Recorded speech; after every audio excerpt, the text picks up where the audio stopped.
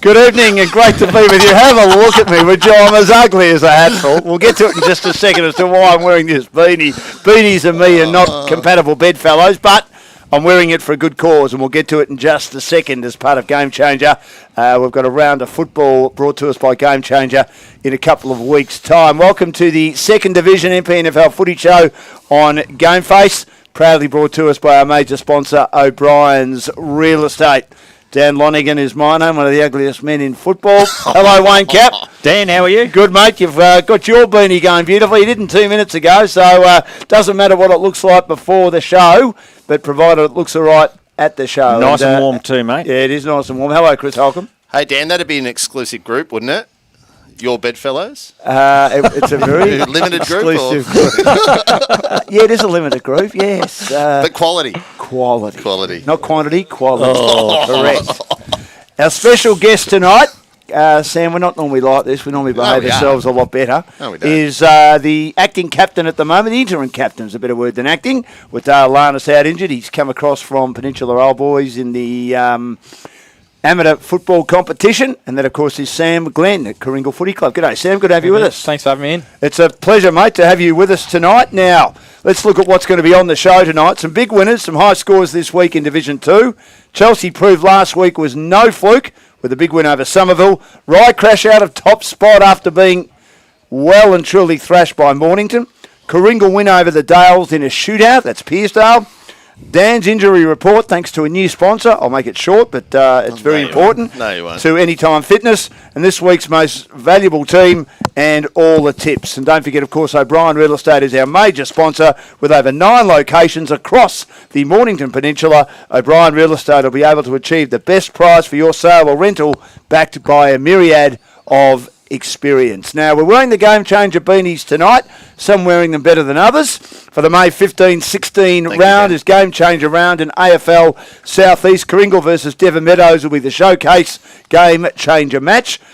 Beanies are brought down to $15 thanks to O'Brien Real Estate, and Franks and RSL donating $5 each for every beanie sold, and to get as many players to wear them in the warm-ups as possible. Proceeds distributed evenly for those looking for mental health services in their club through Game Changer.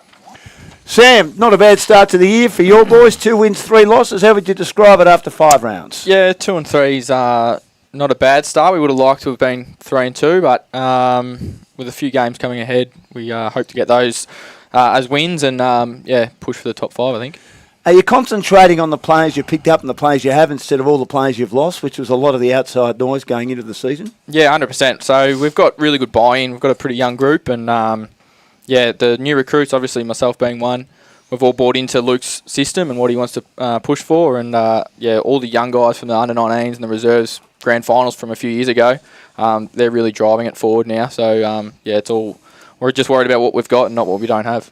So why the change, mate, over from POB over to Coringal?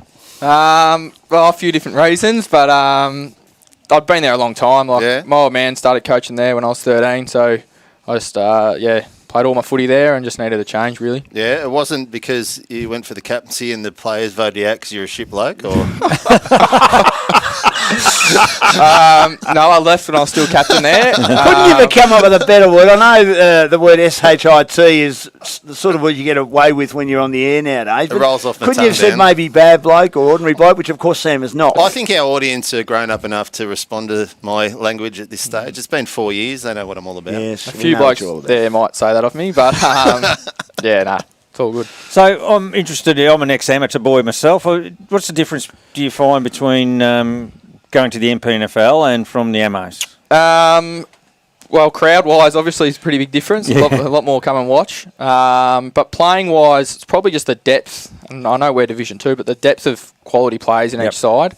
There seems to be a lot more in each side. And obviously, you go to Division 1, there's going to be a lot more better players there as well. But also, having said that, I only played sort of C grade, 1 year of B grade in Ammo footy, so can't really compare it to the top line stuff there. Yeah. No, did you enjoy it, though? I mean, it is a good comp, isn't it? Yeah, loved my time there. Can't speak highly enough of the old boys. Great footy club, great competition. Yeah. There's a few boys come over with you too. Geordie Pomeroy. I think Bryce at one stage was... Bryce played there for a couple of years, yeah. And apparently you and him share a special bond after the last year's Cox Plate, was it, or the year before? Yeah, no comment. He's been doing his homework. He came in tonight, Sam, absolutely on fire, and said, I've got some info on Sam Glenn, our guest in second division, and our guest in first division will be Corey Buchan of the Bombers. And he's coming tonight and he said, I've done my homework. These boys better be on their toes. I swear I don't know that story, but I swear that's it. Yeah, you don't want to know. Yeah, no, I'm going straight forward with footy now. I'm all on. So it's been a good start. I mean, some would say that 2 and 3 is a good start to the year, but the next 5 to 6 weeks will probably decide your season in a lot of ways. Yeah, definitely. The way we're playing, we're pretty happy with. We had a down week against Mornington round 1, and we were pretty flat with how we performed against Somerville. But we sort of got back to the way we want to be playing going forward, and that's probably the main thing for us with our young group. We're really trying to build something over 2 or 3 years, so the way we play is probably more important than the results at the moment. So you ran Langy, who everyone considers to be the benchmark in that division, to a goal. Yeah, to a goal. That's sort of... We know now what Karingal can do, and that's got to be where you're at and what you're going to do each week. Is the thing with you guys consistency a bit at the moment, or you're all just gelling together and maybe a bit slow to get going? Yeah, a bit of both really. I think round 1 we had 10 or 11 guys play their first game for the club. Yep. So it's going to take a bit of time. Young group as well, like our core group, sort of 19, 20, 21 years old. We haven't played a lot of senior footy, so consistency of effort, things like that. Are really key for us. Yeah, I think your biggest challenge is probably some of the sides that are more pronounced in Div 1 have got that big key forward. What you've got to do, your midfield is cracking, and you've got a lot of help around the outside. It's that avenue to goal. So if you can work on that avenue to goal through and try and work out a way where you don't need that big clunker up forward, I think that's a big key to you guys. Yeah, definitely. I think the games we've played well, the mids have probably hit the scoreboard a lot. We haven't got that big pivotal key forward. We just got to find other avenues to goal in any way possible. Yeah, for sure. Did you think Tom Curran would be as good as he is? I mean, he came from St Kilda, played some good footy there in Claremont and the Waffle as well, but 54 It's a pretty good day. You don't mind. It's a pretty good day. I played junior footy with Tom and he was a star back then. So, but 54, it's pretty ridiculous.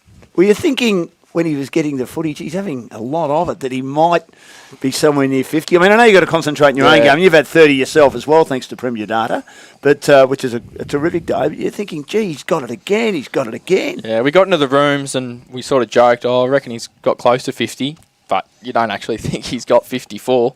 That's crazy. But, yeah, it's crazy stats. I'll be spewing on him. Because the 30 is a good day out, and it's just like. Well, he still wasn't BOG, I don't think. So. No, you're a bit stiff. I was looking at that. I was looking at the best players, and Scotty Jansen was Scotty best on the ground, Jansen got it with 29 disposals, pretty quiet, and kicked 3 goals. So he had a quiet day. How's Scotty been going though? Is that a rub on the back and say? Nah, Scotty's been braining them. Yeah, he's been killing them. Yeah, I think 29 disposals, 3 goals is a pretty good day. And he would have had a heap of tackles too. He was really good. Tackling machine. Now, Sam Glenn brought to us as our special guest tonight in the second division footy show by Growth Syndicates Australia. They're helping you eliminate debt, consolidate debt and pay off the mortgage in around 5 years. And as we said, Sam in the round 6 game against Pearcedale, or round 5 game against Pearcedale, 30 disposals, 5 inside 50s, 8 marks and 118 Premier Data points. Do you like being captain? I enjoy it. I'll be happy when Donker comes back. Obviously to play with him, he's a good player for us, but he's a good leader as well, so I'll be happy to just run out behind him. The club must be really happy with what you've brought to the table since you've come, first year, and, fill in captain straight away. That's a real tick in the box and a show of faith in what you've brought to the table since you've come to Karingal. Yeah, I think it probably shows a little bit where our group is. We're just a young group, and a few senior guys came into the leadership group, myself included, and it's awesome to be able to run out and captain the boys in the weekend. Yeah, that's great. Love it. Big sporting family, of course. Your uncle Brad Glenn, who was a star cricketer, close to playing for Victoria. Do you get a lot of advice from Brad, and if you do you ignore it or do you listen to it? His old man was a gun as well, mate. He's a man who lies a legend. Right, okay. Don't worry about that. Yeah, Brad, doesn't give me too much advice on the footy field. I think he ran to the forward pocket most of the time when he was playing. But your old man was a better footballer than what Brad was. Yeah, I'll listen to my old man when it comes to footy. Now, as we said, Coringle down the Dales in a high-scoring shootout. Tractor Park witnessed a shootout Saturday with the Bulls leading by 32 points at half-time. And they had gone past the century by the end of the third. Looking at some of the highlights here, Tractor Park, great name for a football ground, against Pearcedale, who are improving. They were only 20 points down, Pearcedale, halfway through the third, before Coringle stretched the margin back out. The Bulls won almost every major stat, leading disposals, kicks, marks and clearances. Tom Curran, 54 disposals were mentioned, but 10 clearances. There were 34 kicks and a staggering 206 Premier Data rankings points. And our highlights thanks to Truman's golfing range, as we also look at what Jared Sullivan and Scott Jansen, they kicked 3 goals each. Cruz West had 27 touches and 5 1-percenters for Pearcedale, who, Cappy, continue to be very, very competitive this year. I reckon they're having a good year, Pearcedale. Cruz West seems to be mentioned every week. He's doing some really good stuff and, real consistent performances. Connor Benwell, 26 disposals at 88%. Benwell's been brilliant all year. Yeah, that's fantastic output. They're that far off, I reckon. They've really got something to build on. If they can be consistent all year, now their challenge is to make sure every week they're doing the same thing. They'll win a lot more games, and then they'll have something seriously to build on for the future. Well, they outscored you guys after half time. So do you get out in front and sort of a bit of cruise control action? Yeah, we probably got it to 6 or 7 goals 2 or 3 times throughout the game, and they just wouldn't go away. And then they'd kick 3 or 4 just sort of to peg it back, and we had to sort of pick our game up. I think, I haven't played against them before, but they moved the footy really well at times. And on their home track, they had a good following there, and they were pretty vocal. I reckon they'll knock a few sides off at home. Because it's the same. You look at, say, Pearcedale and a Cribby, and you probably put them in the same blanket in terms of development and things like that. So Pearcedale come up against a top side. Instead of sort of throwing the towel in, they've gone hard and made it hard for them. Look on the flip side, and probably Cribby struggled this weekend, getting outscored by about 12 goals. They were close to see it at half-time and then just got sprayed out and outscored by 12 goals after It's a great effort to hang in there. Yeah. By Pearcedale. They're getting done, but they didn't throw in the towel. Kept going, as you said. Good signs. And Anytime Fitness looking after our injury update, a brand new sponsor. Great to have them involved. And Pearcedale going pretty well when you consider their captain, David Hussey, out for another month with a knee injury. Jacob Ostrom, their vice-captain, out. No. Out for another month with a knee injury as well. And Jaden Cole, another one of their key players, has got a rib injury out for 2 weeks. A long injury list, a lot of experienced players, but going all right. And as far as the Coringle team is concerned, Tom Curran has an unusual injury, doesn't he, called leather poisoning. Thanks to Sarah Burton, club president, for providing that. Now, Bryce Kellerman's got a bit of a back injury. Dale Alanis, the captain, has a hip flexor injury as well. Michael Burke, Sarah's husband, the Evergreen, out for another 3 weeks with a calf. Bryce hasn't got a back injury. There's a sale at Moorabbin DFO on new wheels, so he's just out there trying to pick some more shoes up.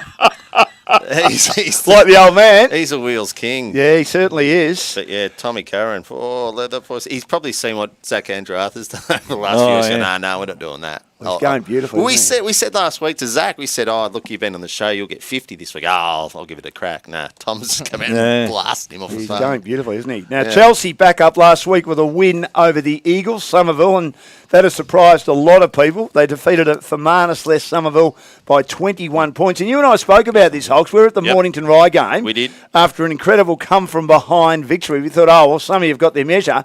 And then Chelsea found a way to fight back. Good conditions. As you can see, Somerville were good early at Chelsea, and they kick a couple of good goals to open up a handy break. They led by 19 at the long break, but elite defensive work by the goals kept the Eagles to just 1 point in the third quarter, and they kicked 5 goals in the last as we have a look at what they did in the last to complete an outstanding turnaround.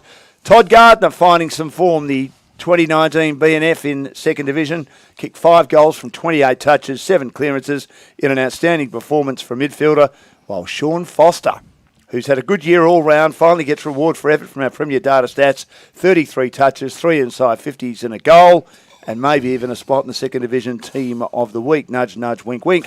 Luke Burton kicked 4 goals for the Eagles with 3 in the first half, while Ryan Gillis was kept goalless by the Chelsea defenders. 2 in a row for Chelsea. Cappy, they're back. Yeah, you mentioned Todd Gardner in form. He's never out of form, that guy. He just is so consistent. Over the years, he just battles on, and what a performance. 28 disposal, 5 goals. You couldn't ask more, from your midfielder. Zane Carter picked up 32 disposals. It's a worrying time for Somerville. They've got a few injuries. They rely on Fermanus, and he wasn't there. They've got some real work to do, and a bit concerned about how they're going the next Is that couple of weeks. inside 50 count right on the stats? 58-36, Somerville. Mm-hmm. And That's a worry, isn't it? Well, no, Fermanus. And no we one's- said it, no, and we yeah. don't like saying that. But if you've only got one avenue to goal and you can map him out and get in front of him, then they're just going to keep coming. Well, that back was the out. problem against Langwarren. But also the concerning thing with Summy, apart from their injuries, is their lack of finishing off games. Like they were there, and it was 8-3 to 1-5 after half time. That's Yeah. a smashing after half time. So we've pumped up Summy all year. They've got to find some character to actually get back in the ball game, because that's bad. But on the flip side, let's go to Chelsea. We talked about them heading out the pub and Brainy back last week, but they've done. Was that right? Dave Barton had 37 touches that was in there. So he's starting to hit his straps as well. Scotty McLeod's starting to hit his straps. I think he had 20 odd or something like that. If they find a bit of form, they're going to be up there with these guys, Mornington, pushing at that top 3 spot. Well, they've got some very good players who They do. weren't performing. I mean, the No, they three weren't. best in the first 3 weeks were Carter, Bywater and Foster, but other players have finally started stepping up. I think with Chelsea, we at the start of the year, before any games have been played, we thought, they're going to be thereabouts. I did anyway. I thought they're going to be thereabouts. Yep.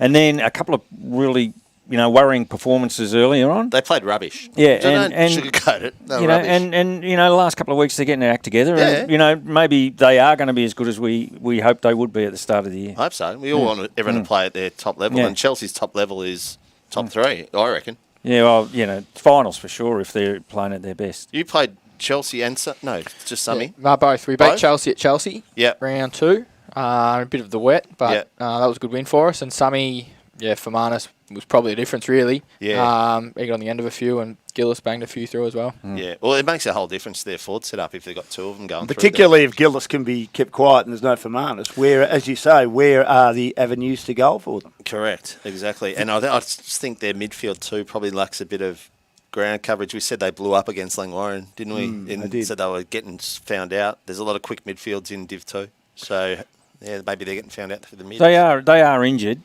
aren't they?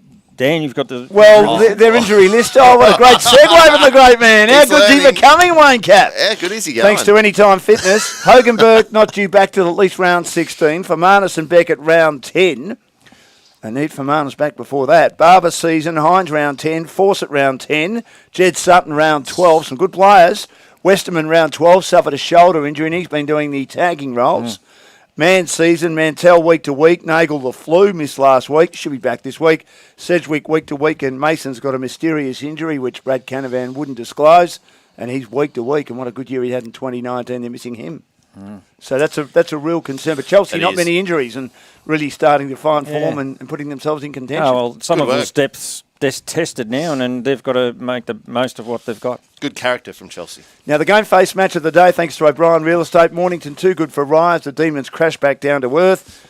And it was just one-way traffic, really. Mornington just too good all day. We have a look at the highlights right now. And the difference was that Rye allowed Mornington, who aren't brilliant with the contested footy, but very good, Hulk, as you and I said, with the uncontested footy, particularly Jake Smart. How good's he with the right foot off half-back? And Nathan Heath had 29 possessions, used the footy brilliantly, and even their wingers, those other players that play on the outside. I mean, they had House there early until he got injured, and Bold was another one, and Barnes too, and even Bird. He likes to fire up and get stuck into the opponents, but he's another outside player, and it allowed Calder to get a lot of the footy. Well, him and Whitty were into each other all day. They weren't were. That was a good contest, They were wasn't very it? annoying. But yeah, look, you're spot on, Dan. The thing that people are going to have an issue with Mornington is they're the only side that's got 2 really good forwards at the moment that can clunk a mark and be a target. So Warwick Miller coming back into that side's really, Yep. really important because it takes the heat off Jacko. Yes. But then you can still chuck 2 or 3 in front of Jacko because he kicked 7-6 on Saturday. Yeah. And what happens then? You drop it back in, ball comes out, you've got numbers behind the ball, and you've got Jake Smart, you've got Lockie Susovic, and you've got guys who can use the ball on a small ground. They hit targets, get another shot at goal. There was one passage of play where, near the end, where Rye had 6 on Jacko. Yeah, 6. there was. We were counting them. And then other players got around and kicked a goal. And then what happens up the other end? You can't score going the other way. No, you so can't. you're just in damage control. So if a side can get Jacko one-on-one and Warwick one-on-one, which is a big call, then it makes it fair up the other side of the ground. You can make it a contested possession game again. Well, they lost Jared Richards early, which didn't help. But That according didn't to help. Scott Beale at Rye, and our injury update again, thanks to Anytime Fitness, he may be okay. It's not as bad as first thought, although he did have his arm in a sling. They think Campbell Robbins will be back from a calf, and they think Geordie Capkin will also be back from a core calf, who they certainly missed. They did Adam indeed. Kirkwood needed the run. No doubt he needed the run. Good to see him back. Kicked an unbelievable goal from the pocket. Now, Sam, you guys played them early in the season. You couldn't stop Calder, could you? No, we couldn't stop him. Like Hulks was saying, the way the footy comes into him, it's on that ground. It's pretty hard to stop. You look at, you're talking about contested possessions, uncontested possessions. 27 plus uncontested possessions means they're working hard, Mornington, It right? seemed more than that. Yeah. When I It looked at that, I was surprised. I thought it would have been 50, So- 60 at least. And that's 20 uncontested marks. So they're getting them on the outside. They're spreading and they're working hard to get those uncontested possessions. And that then gives the opportunity for Calder and their forwards to lead up to those guys. Bomb Beach do this beautifully in Division 1. And it looks like Mornington are doing a similar thing. The uncontested possessions is a indication of work rate to me. And it looks like the guys are spreading really hard, making options for the guys when they win it out of the stoppages, and away they go, and they're creating forward options. Is the worry, Chris, though, in the wet, as you and I discussed on Saturday, that because they don't seem to have the quality of contested players that many of the other second division teams do, Speedy played that role, but to me he's more of an uncontested player too, that those players won't have the influence that they would normally in dry conditions that we experienced on Saturday? Yeah, definitely. Look, they were on top of the ground and had everything running their way, and that was the best performance they'd put in for the whole year. Yes, when it gets a bit wet, they won't be as effective. Probably like the Bombers in Div 1, where they need a dry deck and they'll go up 5 notches. So that is the case, but you can only play on your day and see how it rolls. Just on that too with Rye, I thought Kalani Ryan was really good. We were talking 21 about him. possessions. Yeah, just smashed in all day. He flew the flag for them. Strickland was good again in the back line, but a lot of just chipping. It wasn't damaging like a Smart was going the other way, whereas he was hitting the half forwards, whereas Strickland was probably hitting the half back line, just chipping out. So, but yeah, Rye now know. Have they gone back to the field a bit now? Well, Rye know where they're at now. They know Yeah. where the mark is and where they've got to get to. But I thought Kirkwood coached really well because he knew exactly what was going on. But they was just so undermanned with losing some key pillars that they couldn't cover it. No. So they knew what was going on. That was a disappointing part for them. Now, around the grounds, and that is thanks to Frankston Jeep. And Lang Warren stand alone at the top of the victory over an injury hit Hastings. And the Blues were fit. They were certainly leading over the Roos, but they had no one on the bench by half-time, the Blues. And they've got a lot of injuries. Clint Isendale, they're really happy with him down there, coaching well. They're developing young players. Clayton Gay played on the weekend, and he's a chance of being drafted if he gets a full year of footy, which is good for them. And that made it pretty tough because Lang Warren kicked 11 goals to 2 in the second half to completely obliterate them. Andrew Arthur didn't dominate, but had 25 touches at 96% efficiency, according to Premier Data. Big Red, when we were speaking to him in the green room before we went to air, he reached 205 ranking points. Cabby, 49 hitouts, 19 touches, and Josh Dormer kicked 4 goals, one of their goal sneaks, who's having a pretty good year. We mentioned Clayton Gay, 2 goals and 25 touches to be named best for Hastings. Pretty hard for any team to lose your whole bench by half-time. Yeah, they're having a horror run with injuries, Hastings. It's just since the start of the season we've seemed to be talking about it. Rogash was good. He showed his class and leadership out there. It was 24 disposals at a pretty good efficiency rate. Norton, unbelievable in the ruck again. He just is a consistent performer. 19 disposals, 49 hit-outs, if you don't mind. It's good. Bagley kicked 3, so he's playing. Just warming up. Yeah, getting into he's it. just in second gear at the moment. He's just working his way through them. Yeah, but Hastings have just got to hang in there. They'll get their players back. Good to see Jack Butland playing well in defence for Hastings. He's fitted in well down there, and They're doing all right. Yeah, we liked Dormer the day we went down to watch them. Yeah, we did. Yeah, no, so they've got a couple of really good small forwards that, I don't know how they went against you guys that day, but they've got a couple of guys when the ball hits the deck, they're pretty quick on their feet. And then Big Red, I was saying before, he's the equivalent to any ruckman in Div 1. Louis Pearce, Pryor, he's a monster. So you really got to work yourself around him and make sure that he doesn't be too dominant and you can break even. Well, they've got Jet Murphy, who has come back. He played his first game on the weekend. To Josh Beard, said he did a good job. And Tim McGuinness, with injury update, thanks to Anytime Fitness, about 4 weeks away, started to run, and he'll be a very handy addition, Sam, when he comes back into that side. And the other one, of course, is Marusiak, who's the inside bull from Cranbourne and played in the premiership side off the bench for West Perth in the Waffle. So he's a very good player too. He'll be, well, do they need him? Obviously, they think they need him, and he'll just add to what is a very strong team. You've got to have depth, and they're adding to their midfield depth by recruiting this guy. Because you don't know what's going to happen. Someone could fall over, and now they've got a ready-made infill for him. By Murphy having a good game, did he mean that he didn't get injured? Because he didn't touch the ball. Well, he just got through. Well, that's what I mean. Yeah, he just so got he didn't through. have a good game. No, he just got through. He got through. I mean, so don't say no. Well, I mean, what I meant by that is like a horse. He had a good run. They've had 35 shots a goal, and the full forward hasn't touched the ball. Okay, he might have touched the ball, and he might have dished off. Do we know, thanks to Premier Data, how many score involvements or goal assists he was involved in? Could have been 7, 8, 9, 10. No, it was rubbish. Okay, fair enough. But he still got through the game, though, didn't he? Well, that's it. He got through the game. He didn't have a good game. That's what I'm saying. Now, can I just mention, I'm going to move on here because you're an idiot. Hastings injuries. Luke Clark-Groin, one of the players who went off before half-time. Ben King, an ankle, and I was sent a picture of that. That looks horrendous. He'll be out indefinitely. They think that Terry Green, he's the under-19s coach, legend of the club, premiership player under Brendan Dunn in 2016, may have played his last game for the club because he's done the triple whammy knee, all 3 ligaments. So he won't be back this year. Dylan Wilson, concussion. And well done to Paddy Langdale. Badly hurt his ribs, but played out the game. So one of the good young players. Hard to play with. Some injuries there for Hastings. Now, a somewhat inaccurate Devon Meadows. They're in the top 5. First time in a long time, and well done to them. They could be 4 from 5. They're 3 from 5, and we haven't seen it for a long time. They know they've got a tough draw, and it's going to be hard for them. But, I mean, you still got to beat everyone to make the 5. But great to see Devon Meadows improving, and they had a good win over Tyab. The Yabbies managed just 5 goals for the match. Ethan Rahali, brilliant again, 35 touches for the Yabbies and 1 goal. Zach Casciavello, 22 and a goal were the highlights. For Devon, Lockie Batten kicked 2 after 5 the previous week. And Rory Hillis best on ground, 11-18, 84 to 5-6, 36. Well done to Devon, boys. Have you been working on Casciavello all week? Or did you ask someone how to pronounce it? I asked Neil Craig how to pronounce it. Rolls off the tongue, having called a bit of tennis and all those Eastern European players and Italian players, it rolls off the tongue. Yeah, look, Devon, well done. You banked another. You're an idiot. You banked another win. That was good. But, yeah, their real test's going to come through when they start playing those sides because in Div 2, you don't know until around 10, 11 of how you sit in the whole scheme of things. So they've done well early to bank a few, but I think they're just behind that main group of teams. What I'm seeing with Devon is they're beating the teams they should beat. Yes. And they haven't yet got a sculpt.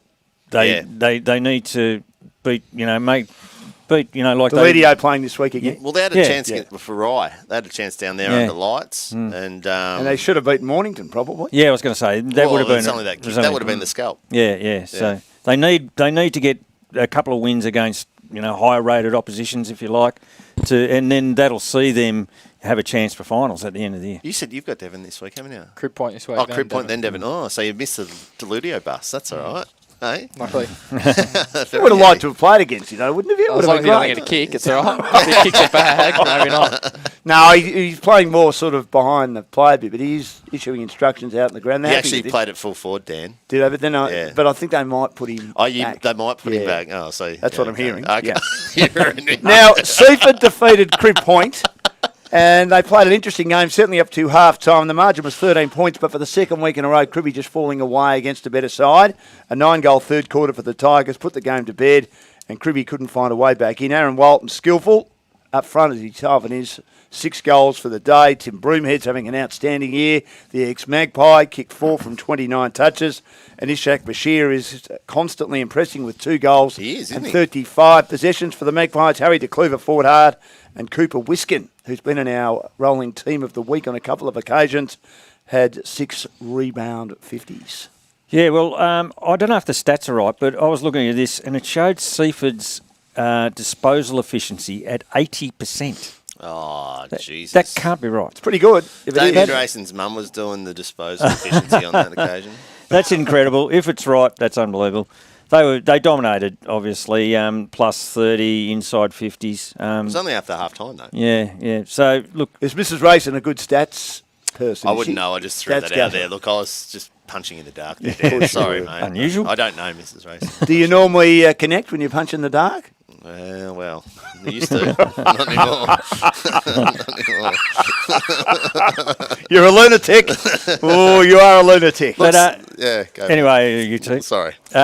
Seaford are hitting their straps, I think. And we thought Seaford were going to be a good team. Yeah. They were a bit slow to get started, but they seem to be really gaining some momentum over the last couple of weeks. Yeah, well, they won the game that they were meant to win. They dropped a couple of beat Mornington, so there's their scalp. But yeah, it'll come up to how they go against those better sides. But you can only do what you did there. And you're right, Broomhead, he's up there with Curran as probably 2 of the better players in the comp.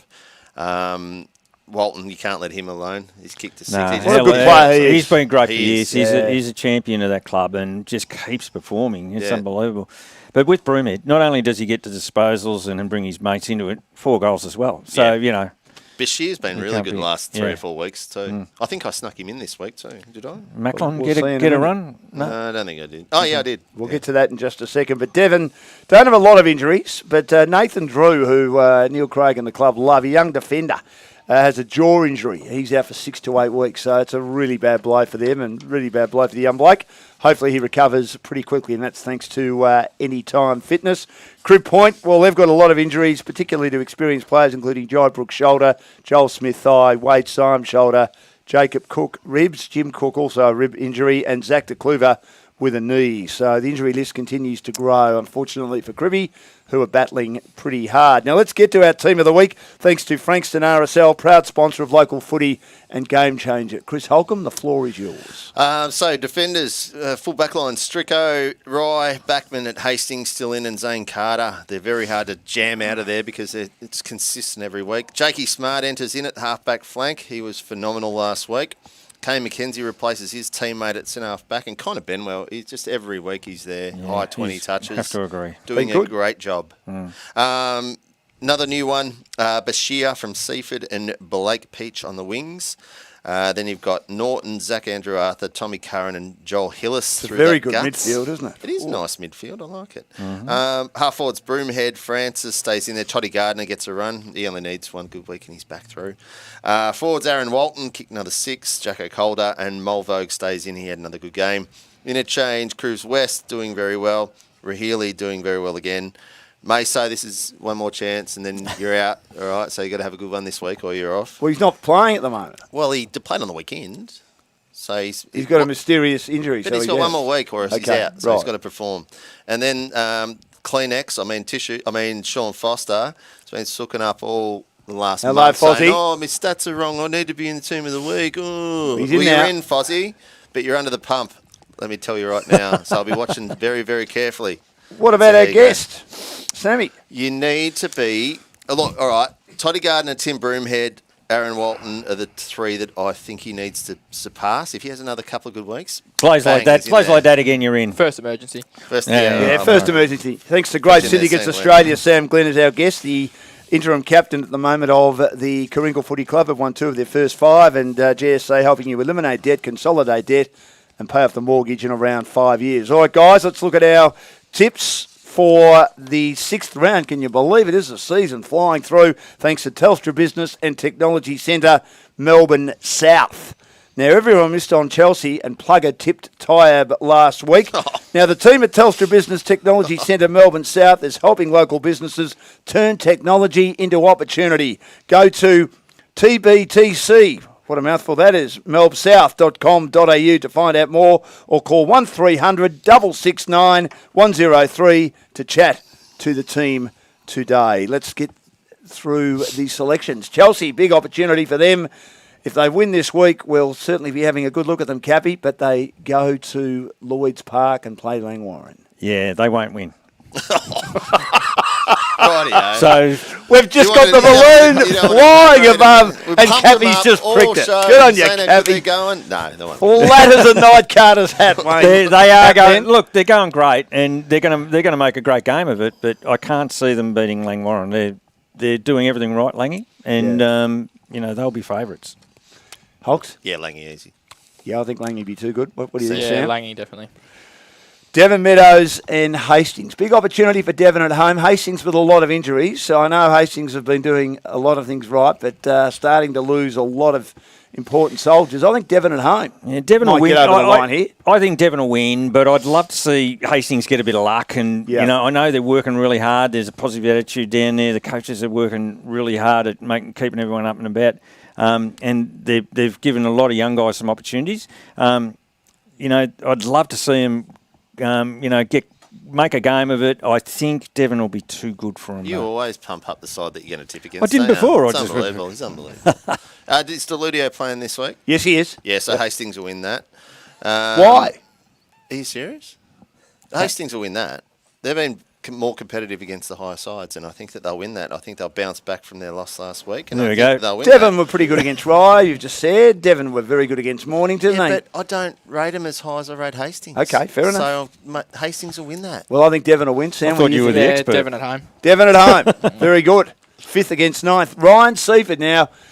Rye, I'd love to win this. Just not sure they've got the talent, but Seaford are very inconsistent. They just need to put together 4 quarters and put together a couple of good games in a row, which they've battled to do, Cavi. They've got a pretty good list there. Yeah, Seaford are flying at the moment. I'm really impressed with what they've been doing. Are they flying? I reckon they're just hitting their straps, and a good win last week, good confidence builder. I reckon they'll get the chocolates. Hook into him, Dan. If you think he's wrong, hook into him. You just really Rise at home. They play that ground well, but I think Seaford will win. Yeah, Challenge me if you like. Seaford will win that. Yeah, and it'll be comfortable. Rye, and I reckon the big show, Oscar Whitty. Yeah, he played pretty well last week. He was on fire, wasn't he? He had more punches than he got stats. Oh, I thought he played pretty well. He kicked 3. He gave Caelan Bird a few good ones. Yeah, he did. It was a good contest, wasn't it, between them? Yeah, a little bit of angst out there. Yeah, it's good. We enjoyed that. Now, your boys, Sam, Coringle, hosting Crib Point. Crib, you've been good the last couple of weeks and a half and then sort of fallen away. It's a game you can't afford to drop if you are to stay in touch with the top 5. Yeah, definitely one we need to win. Like we said earlier, we just need to beat the sides that are around us, and at the moment they're sort of knocking on our door, so we just need to make sure we get the chockies on Saturday. Yeah, I think you guys will win that one. Coringle. Bulls. The Bulls. Thank you, Chris. Thank you. Somerville at home to Mornington. Big game. This is probably for my match of the day. Summy got too many out, even though they're at home. If it's wet, I don't think it'll help Mornington too much, but I still think they've got enough talent to find a way to win. Mornington for me. I think Somerville just dropped off the pace a little bit.